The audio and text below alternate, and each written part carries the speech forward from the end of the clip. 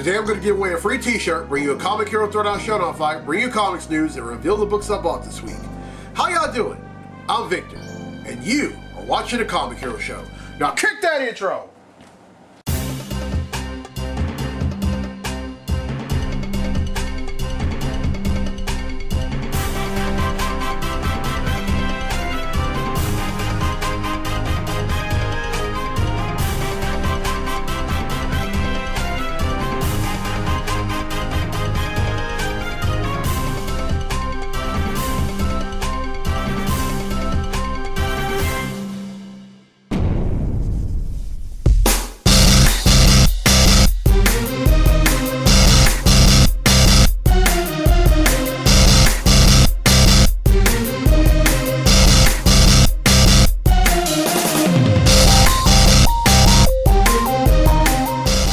Welcome to this week's edition of the Comic Hero Show. I'm your host Victor Nunley, and I am the Comic Hero.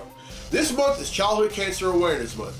In 2012, President Barack Obama proclaimed September, this month, as National Childhood Cancer Awareness Month to bring awareness to pediatric cancer, which remains the leading cause of death by disease for children under the age of 14. Now, it's the time to recognize the children and families affected by childhood cancer and emphasize the importance of supporting research for these devastating conditions. Now, 43 children here in America a day are diagnosed with cancer. Now, if you multiply that by 365, that's 15,695 children. That's a lot, and it's really way too many. But here's some good news. The survival rate of children diagnosed with cancer continues to grow. Now, in 1975, their survival rate was at 61%. Today, it's at 84%. Honestly, I would like to get that to 100. I would love to see that at 100%. For two reasons. One, no child, no matter where they are in the world, whether they're here, far, or any walk of life they come from, they deserve to live. They deserve to be children, and they deserve to grow up. And then two, no parent, and I mean no parent, should ever have to bury their child. This is a childhood cancer awareness themed comic hero tee. Inside the speech bubble, you have the universal symbol of boys and girls. You have boys in the blue, and then girls in pink. And here on the left sleeve, you have this ribbon. And on one side, you have a boy and you have a girl. And then on the right sleeve, you have the words, "What about kids?" You know, there's this old saying that goes that children should be seen and not heard. I don't believe that. I believe children should be seen, heard, and recognized. And then also they should be encouraged. I mean, when a child goes through cancer, that is a very devastating. I can only imagine how devastating that could be, not just on the child, but on the parents too.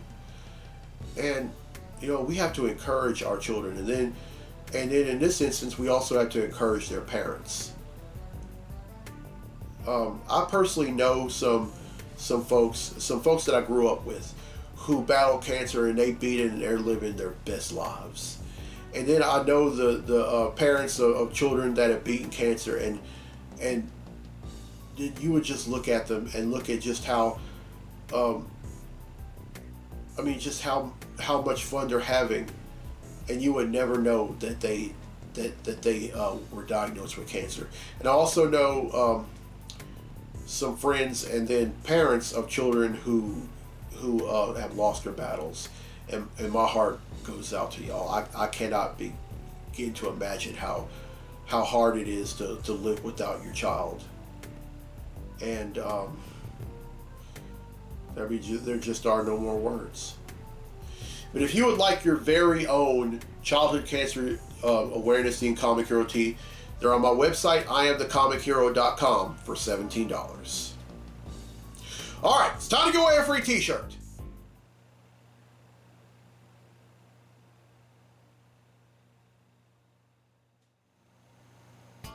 All right, on last week's episode, I asked, Marvel was originally called Timely and Atlas Comics before eventually becoming Marvel Comics. What year did they become Marvel Comics? Well, the correct answer is 1961. And 8 people have answered correctly, and because they've answered correctly, their names are entered in the drawing for a free tee. And that drawing takes place right now. So the winner of the free tee for this week's episode of the show is Larry Cotton. Now, this is someone who answered directly from Instagram. So congratulations, Larry. You win yourself a free Comic Hero tee. All right, here's the question for next week's episode, and this is a Wonder Woman question. What was the first city that Wonder Woman resided in after leaving Themyscira? All right, now here's some hints, and there are 5 of them. The first hint is that it's the 24th largest city in America. Second hint, it was settled as a town on September 7th, 1630, and incorporated as a city on March 19th, 1822. 1822, not 1922, 1822. All right, and the third hint, and this is kind of a dead giveaway, especially if you have common knowledge about certain people. Donnie and Mark Wahlberg, Malcolm X, the band Aerosmith, Ben Affleck, Dane Cook, and Mindy Kaling are all from this city. All right, the fourth hint, and this is also a dead giveaway if you know TV shows. The TV shows The Practice, Saint Elsewhere, Spencer for Hire, Crossing Jordan, and Cheers were all set in this city. And then this is the fifth and final hint, and this is a real dead giveaway. This city is nicknamed Beantown. Everyone who answers correctly will be entered in a drawing for a free tee on next week's episode of the show. All right, now Adam Reed from Baton Rouge, Louisiana has requested a Comic Hero Throwdown Showdown fight, and this one features the villain who killed Superman going up against the villain who almost killed the Fantastic Four. Represent DC, we have Doomsday. Represent Marvel, we have Annihilus. These two are going to duke it out in a segment I like to call the Comic Hero Throwdown Showdown. Welcome to the Comic Hero Throwdown Showdown. Today, it's Doomsday versus Annihilus. Doomsday possesses ultra superhuman strength, speed, stamina, and agility, non-vulnerability, regeneration, reactive adaptation, self-evolution, immortality, razor-sharp claws, teeth, and bony spurs. Annihilus possesses superhuman strength, speed, stamina, agility, and reflexes. He also wields the Cosmic Control Rod, which grants him molecular manipulation, energy blast, and slowed aging process. Who would win? Doomsday would mostly go untouched in this fight. His speed, strength, and agility would be too much for Annihilus to handle. Doomsday would deliver a series of unanswered punches, kicks, bites, and claws to Annihilus. In a last-ditch effort, the latter would use the Cosmic Control Rod on the former. It would stun Doomsday at first. Then he would quickly adapt to the effects and not allow himself to be affected. He quickly tears up the Cosmic Control Rod and ends the fight by delivering a fatal uppercut to Annihilus, killing him instantly. Doomsday wins, and that concludes this fight on the Comic Hero Throwdown Showdown. All right, thank you, Adam Reed, for that fight. I hope y'all enjoyed it, and if you have any requests y'all want to make, go ahead and do so. Y'all know how I do things. It's either a comic book character going up against a comic book character, or a comic book character against a video game character, and then a comic book character going up against a very serious-minded cartoon character, like Lion-O from the Thundercats, or He-Man, or anyone like that. But as long as a comic book character is involved, anything goes. Well, mostly. Whatever you do, don't make a request similar to what one person made back in 2016 when they decided to request Iron Man versus 50 Cent. I will not accept that one, or anyone like it. Alright, now it's time for Comically Speaking, so without further ado, let's talk comics!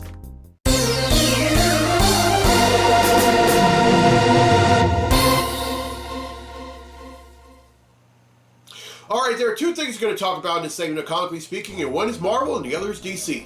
Now here's the first one. Now I recently read Venom number 35, or the 200th issue overall, which would be the last issue by Donny Cates and Ryan Stegman, and let me tell you, that sets up everything that's going to happen, not just with the new volume of Venom, but also with the Extreme Carnage miniseries that's currently going on. Now, to tell this, I would have to go back to the King in Black miniseries that hadn't long ended for Marvel.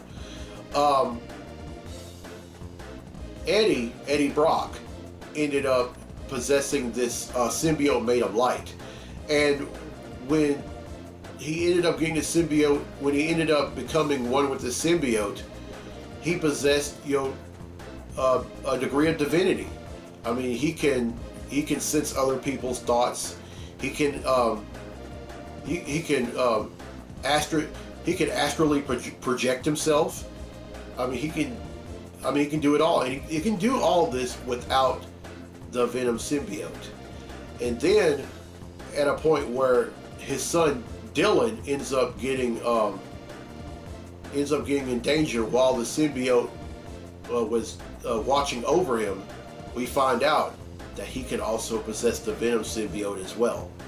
So that sets up everything that's going to happen in a new volume.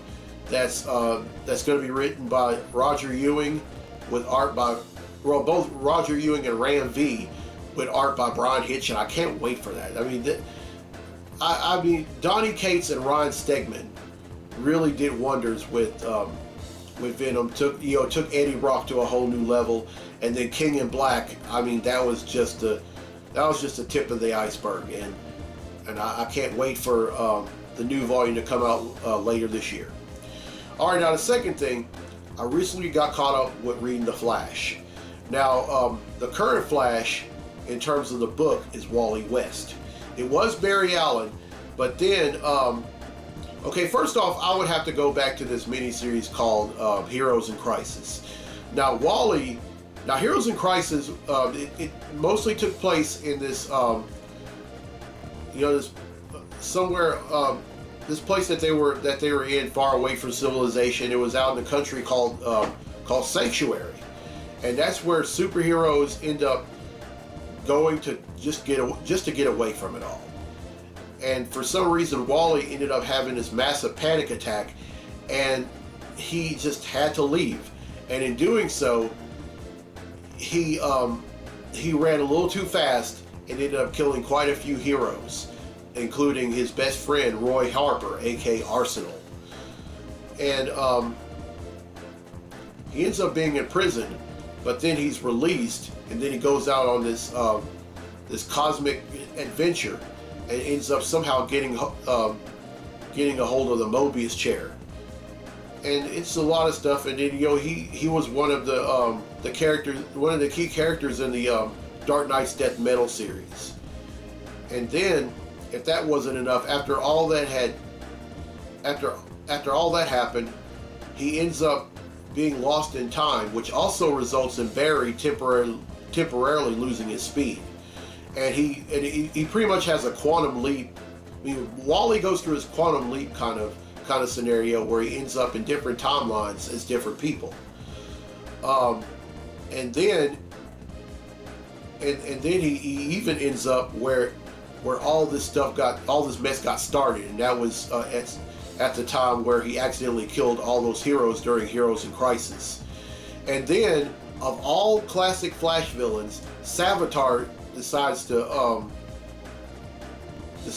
cash in on what's happening with Wally and take the Speed Force for himself, including Wally's speed.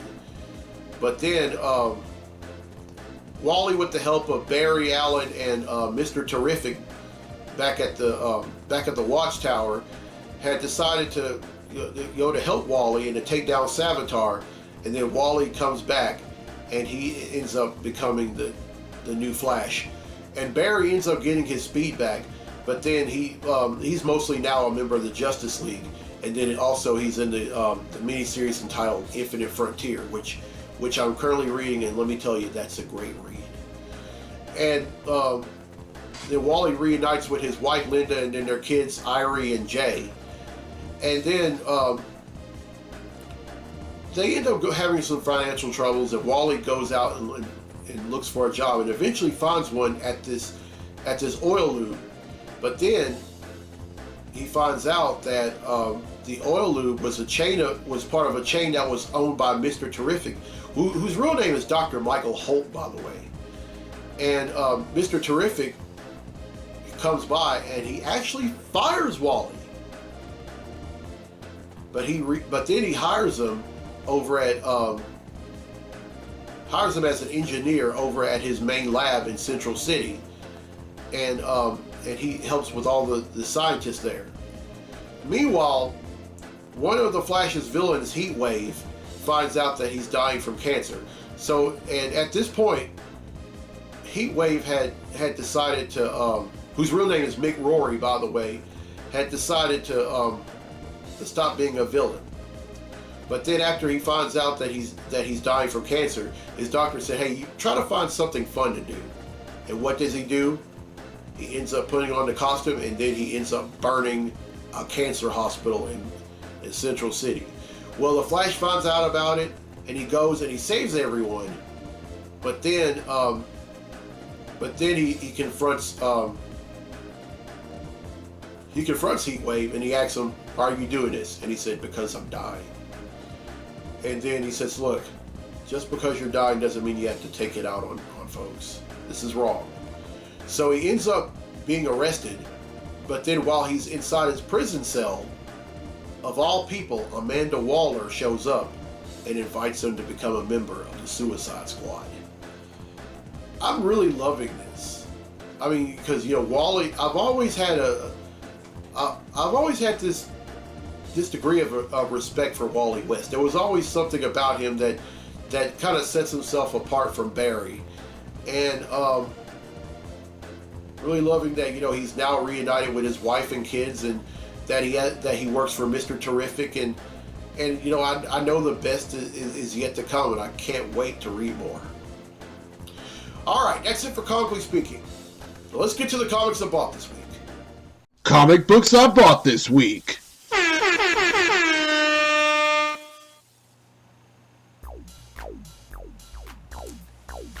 Alright, first up is The Amazing Spider-Man number 73.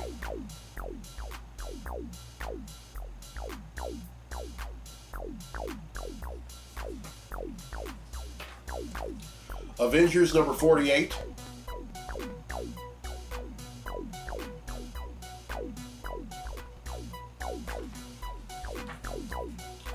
Batman number 112.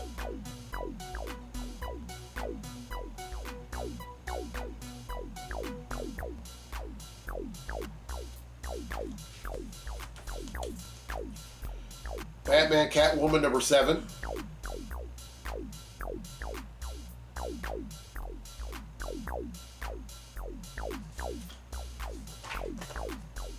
Captain Marvel number 32.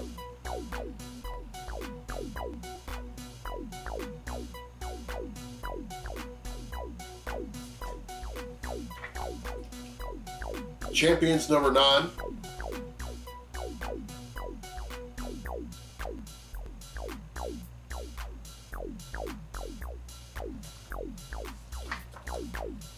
Excalibur number 23.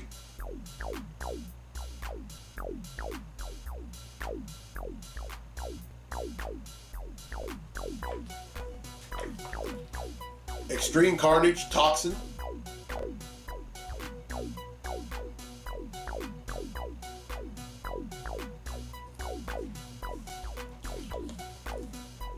John Size Amazing Spider-Man King's Ransom.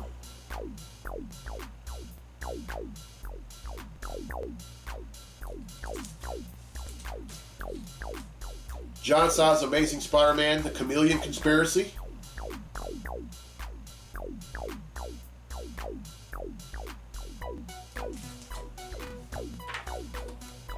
Green Lantern number 6.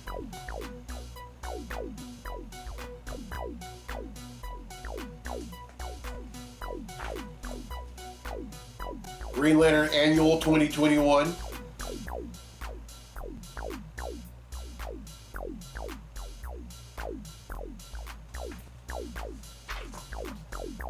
Hellions number 15.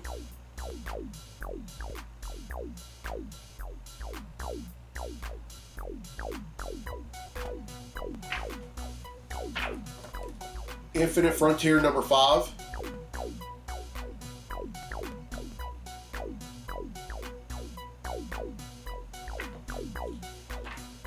Infinite Frontier number 6.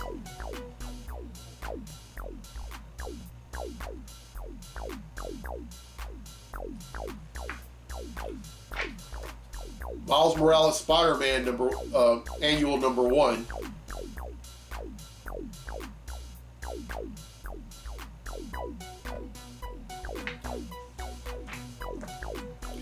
New Mutants number 21.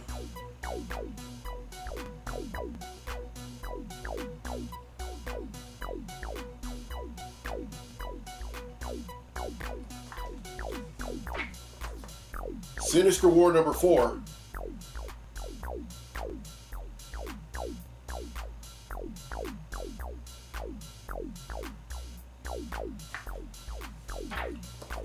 Static Season 1 number 3.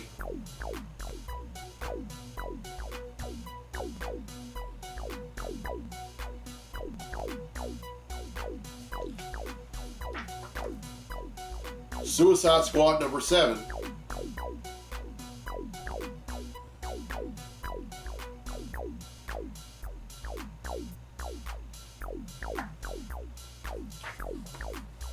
Suicide Squad Annual 2021.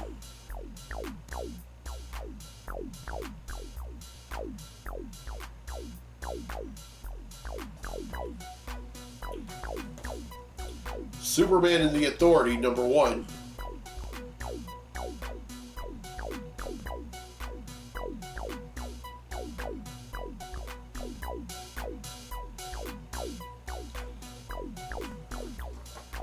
Teen Titans Academy number 6.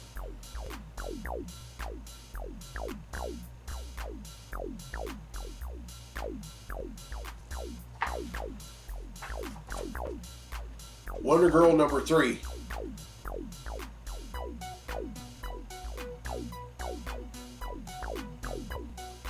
And finally, X-Force number 23.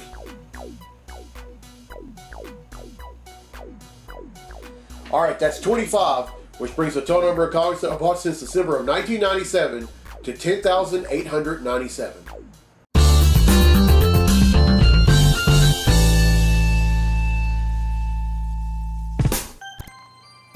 Alright, well, I hope y'all enjoyed this week's episode. Here's a question again for a free tee for next week's episode of the show.